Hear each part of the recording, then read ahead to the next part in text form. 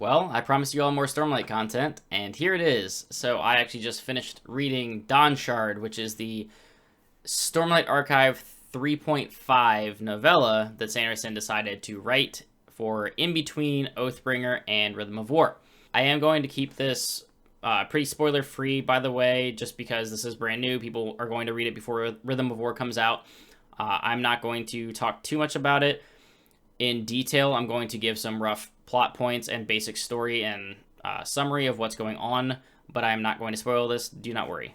So we follow Risen, as I call her. It might be Ryzen. I don't know the proper pronunciation, but I went with Risen.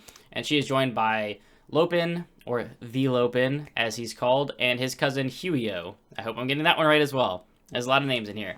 They are also joined by a character, Cord, who has a much longer and complicated name, like Rock's actual name.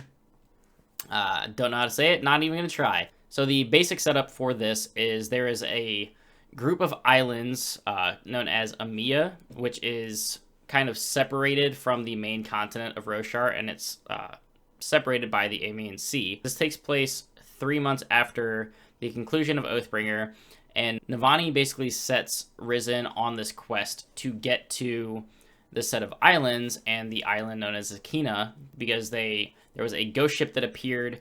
Seemingly the entire crew was presumed dead, and this whole set of islands is shrouded in storms. Shard bearers can't even fly near it. They're immediately drained of their stormlight, so you have to go by sea, and that is why the wander sail is used here.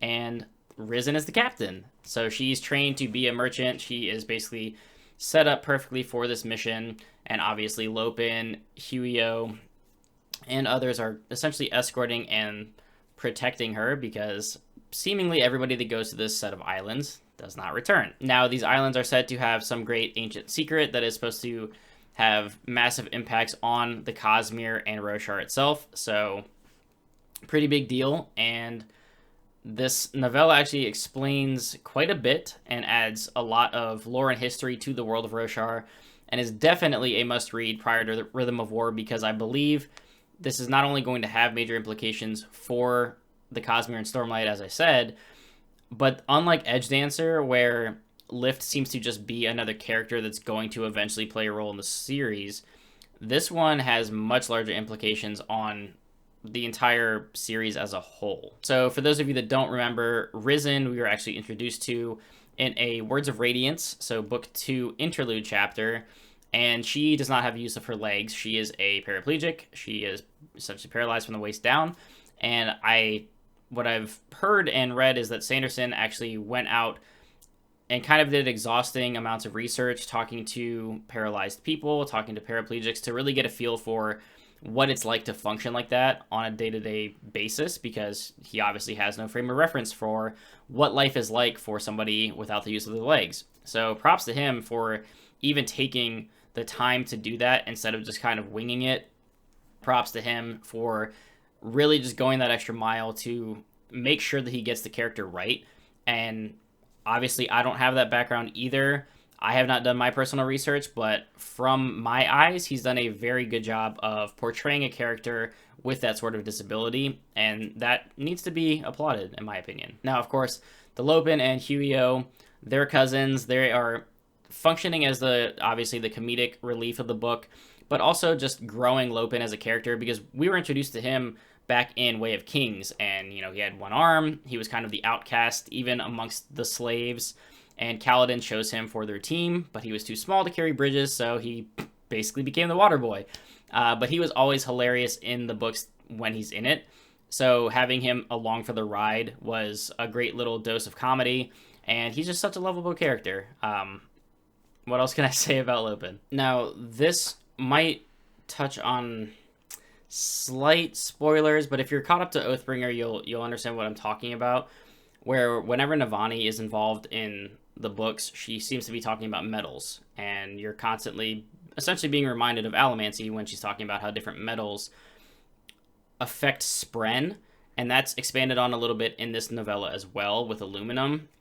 That's all I'm going to say about it, is that's touched on, because I assume we keep getting more and more of that throughout the Stormlight Archive, so I have a strong feeling that is going to have major impactful implications eventually in the series.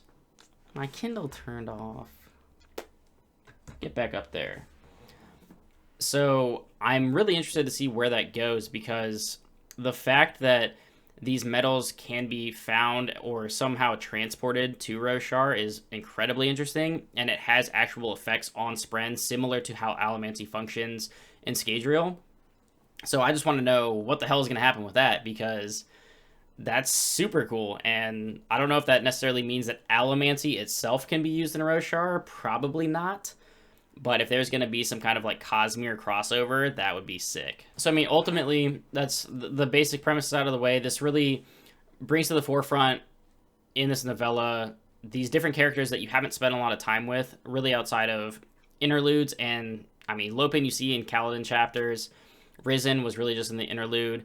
Huio and Cord, I don't think we've really spent any time with at all. So I appreciate that he's spending more time bringing these other characters to the forefront, because they will most likely play a larger role in Rhythm of War and books to come. And honestly, I want to applaud Brandon Sanderson for this even existing, because if I'm not mistaken, this was kind of just like, I'm just going to write a novella for a Kickstarter campaign, and here you go. And it ended up being way longer, of course, than he initially thought it was. So just the fact that he just like oopses his way into extra books is hilarious. And if I'm sure everyone has seen this video, but if you haven't, I'll link it in the description. Watch Daniel Green's video of him talking to Brandon Sanderson, played by his friend, about just like constantly writing more books. It's hilarious. Definitely look at that. I mean, this guy just writes. It's like he just accidentally just, I just made another book. Like, oh, sorry. But they always seem to be consistently good. Like, this book was paced pretty well. It was interesting, even though half of it was spent, on the seas going towards this island. It was cool. I mean, it was interesting. It was a character deep dive, essentially, of Risen and a little bit of Lopin. So I really appreciate that, and I'm looking forward to more of it. I think ultimately this functions as a perfect extended interlude chapter and really gets the juices flowing for Rhythm of War, because you have this, you have all the preview chapters that are out.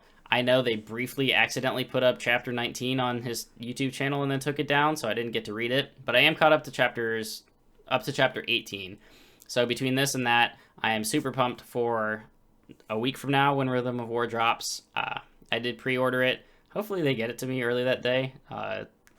If it comes late that day, I'm gonna be mad. If it turns out that I'm gonna get Rhythm of War like late that night, I'm just gonna go buy a copy from Barnes and Noble or something, and I'll figure the other one out later.